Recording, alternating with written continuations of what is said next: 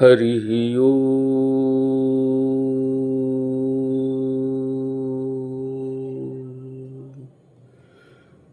সকল বিধান সকল নিষেধ নামের মন্ত্রে সাধা, মন্দির পথে জপিতে জপিতে ঘুচিবে সকল বাধা।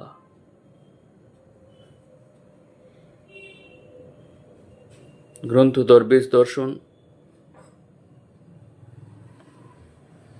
পঞ্চম অধ্যায়, প্রসঙ্গ সদাচার, পত্রাংশ সংখ্যা 1।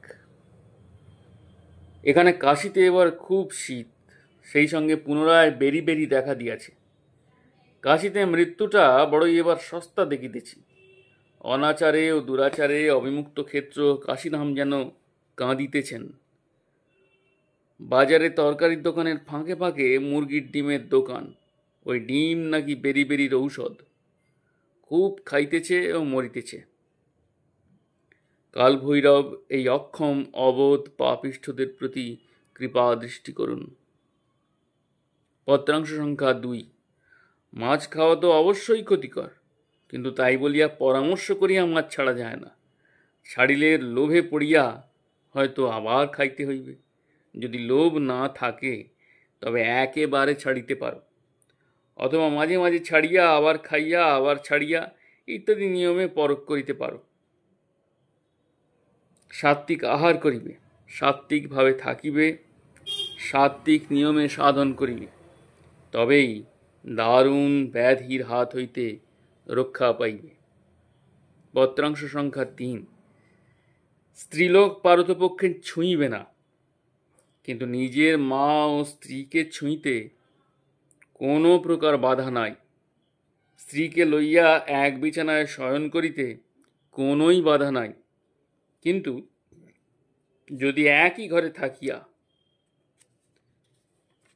পৃথক বিছানা করিয়া লও, তবে উহাতে যথেষ্ট অধিক আরাম পাইবে। 2-4 দিন পরে উভয়ই বুঝিতে পারিবে যে পৃথক বিছানাই আরামদায়ক। পত্রাংশ সংখ্যা 4। তোমার জ্যাঠাইমার দেহত্যাগের সংবাদ পাইলাম। শ্রাদ্ধের দিন মন্ত্রপাঠের পূর্বেই খাওয়াটা সারিয়া লইতে পারো না? কাজকর্মের বাড়িতে যাহারা কাজ করে তাহাদের পূর্বেই খাইয়া লওয়া ভালো। মন্ত্রপাঠের পর সে বাড়িতে ভোজন করা প্রেতের উচ্ছিষ্ট হয়। হিন্দু শাস্ত্রের এমন নিয়মটা কি করিয়া সমাজ হইতে উঠিয়া গেল বুঝিতে পারি না। পূর্বে কোনো ব্রাহ্মণকে শ্রাদ্ধের দিবস খাওয়ানো যাইত না, এজন্য পরদিন নিমন্ত্রণ দিবার প্রথা ছিল। পত্রাংশ সংখ্যা 5। পুরীতে দেখিয়াছ ব্রহ্মচারীর শিষ্যেরা উৎসবে কি খাটুনি খাটে। সতীশ গিয়া এবার সেইরূপ খাটিতে পারিবে না, সুতরাং যাওয়াও উচিত হইবে না। পুরী গিয়া আশ্রমবাসী সকলে নফরগিরি যদি করিয়া আসিতে না পারে, তবে হাওয়া খাইতে গিয়া লাভ কি? পত্রাংশ সংখ্যা 6। আষাঢ় মাসে লাবণ্যের দেহত্যাগের 1 বৎসর গত হইয়া গেল। এখন তোমার একবার সুযোগ মতো গয়াধামে আসিয়া পিণ্ডদান করিতে হইবে। লৌকিক নিয়মে এখনো লাবণ্য সম্বন্ধে তোমার এই কর্তব্য বাকি আছে।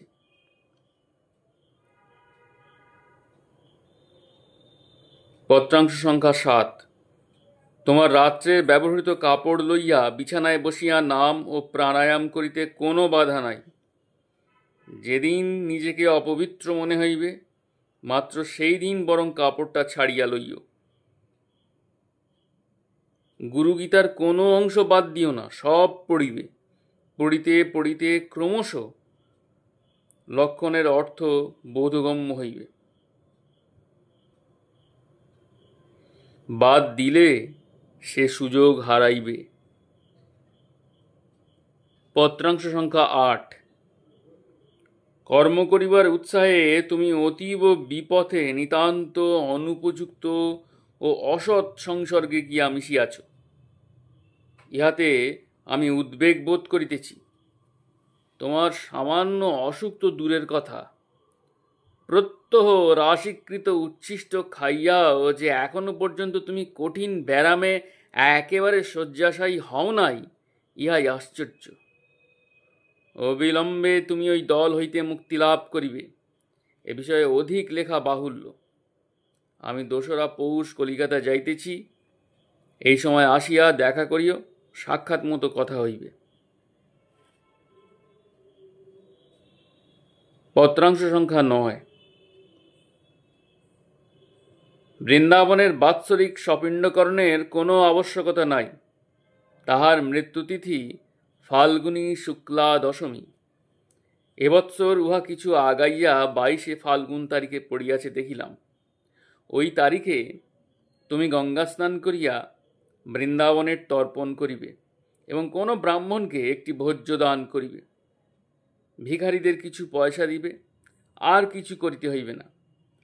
আতসের চাউল ও উহার উপযোগী ডাল, সৈন্ধব, একটু তৈল, একটু ঘি, কিছু মশলা, একটু তরকারি, 2টি সন্দেশ এবং 4 আনা দক্ষিণা, ইহাই ভোজ্য।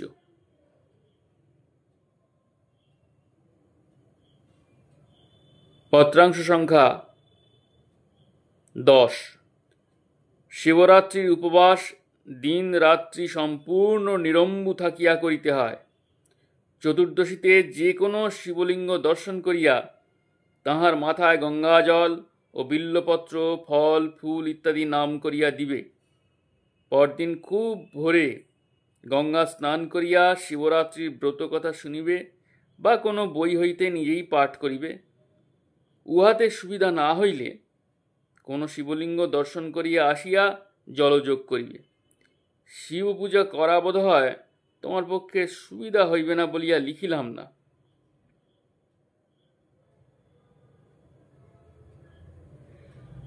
পত্রাংশ সংখ্যা 11। কীর্তনের সময় ঠাকুর ঘরে যে কোনো জাতীয় যে কেহ যাইতে বাধা নাই, তবে ঠাকুর হইতে সম্ভব মতো একটু দূরে বসিলেই হইল। ঠাকুর অন্যের স্পর্শ না করাই ভালো। ভোগ ঠাকুরের সম্মুখে বাড়িয়া রাখিবে, জলের পাত্র দিবে এবং অন্য পাশে আচমনের জল দিবে। মায়ের দাঁতের খড়কে মুখশুদ্ধি বা পান দিবে।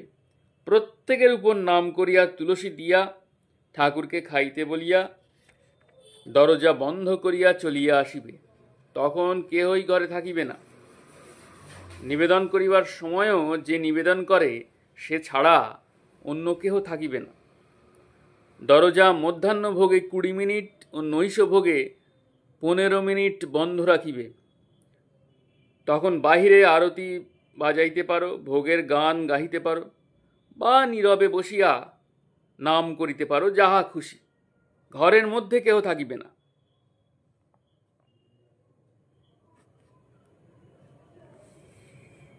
রসুই করা লইয়াই যত গোলমাল। ব্রাহ্মণ কি কায়স্থ কি অপর জাতি যে কেহ রসুই করিতে পারে, তাহাতে বাধা নাই বটে, কিন্তু তোমাদের আপন জন অর্থাৎ গোসাইগণের কাহারও রসুই হইলে সর্বোৎকৃষ্ট হয়। অন্তত যিনি রসুই করিবেন তিনি দীক্ষিত হইবেন, নতুবা বিধি বজায় থাকে না। এ বিষয়ে যিনি ভোগ নিবেদন করিবেন সমস্ত ঝুঁকি তাহার উপর। এমন জিনিসই নিবেদন করা চলে যাহা তুমি অসংকোচে প্রত্যক্ষভাবে খাইতে দ্বিধাবোধ করো না। যিনি ভোগ রাঁধিবেন প্রখর উচ্ছিষ্ট বোধ থাকা চাই। ঠাকুরের জন্য রাঁধিতেছি এইটি মনে থাকা চাই।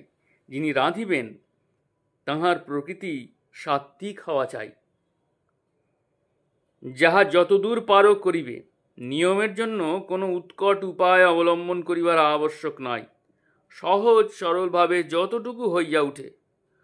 ভোগ ও নিবেদন কেন করিতে হয়, ইহা দ্বারা কত সহজে অপবিত্রতার হাত হইতে নিষ্কৃতি পাওয়া যায়, সেসব সাক্ষাৎ মতো জানিয়া লইও।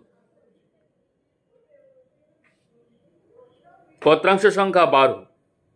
সমস্ত সম্প্রদায়কে শ্রদ্ধা দিতে হইবে, কিন্তু শ্রদ্ধা দেওয়ার অর্থ এই নয় যে নিজের অবলম্বিত প্রণালী হতমান করিয়া অপরের প্রণালীকে সম্মান দিতে হইবে। সাধারণত হুজুগে ও লজ্জার খাতিরে অনিচ্ছায় তোমরা উহা করিয়া ফেলিতে পারো। সুতরাং হুজুগ ও লজ্জাশীলতার গণ্ডি পার না হওয়া পর্যন্ত অন্য সম্প্রদায়ের সঙ্গে মিশিবার অধিকার জন্মে না।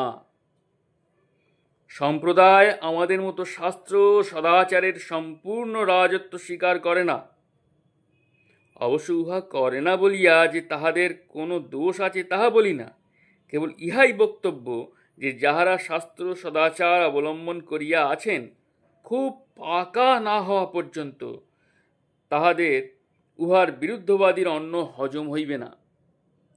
অতএব তোমার বর্তমান অবস্থায় যে সাধুর আশ্রমে কোনো প্রকার মাংসের কারবার আছে, সে স্থানে কিছুই ভোজন করা কর্তব্য নহে। সম্প্রদায় গোসাইগণের সাপোর্ট চায়, তাহা আমি জানি, কিন্তু মূল কথা তাহাদের আমাদের অনেকাংশে এক হইলেও রাস্তা এতই বিভিন্ন যে কোনো কালেই তাহাদের সহিত আমাদের রাস্তায় দেখা হওয়ার সম্ভাবনা নাই। মাঝে মাঝে যাইতে পারো, খুব কম, কিন্তু তাহাদের জমাট কীর্তনে কখনোই যোগ দিবে না।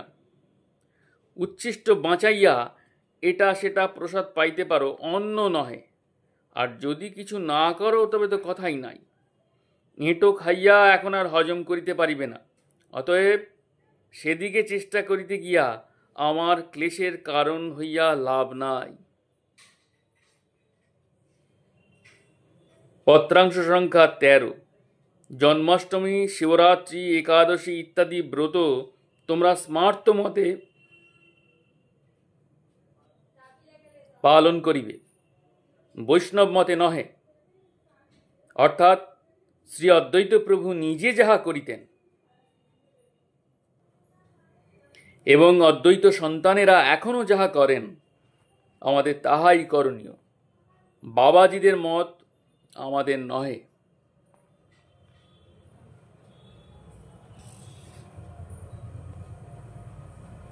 জয় গুরু, জয় গুরু, জয় গুরু, জয় দরবেশ, জয় গোসাই, প্রণাম।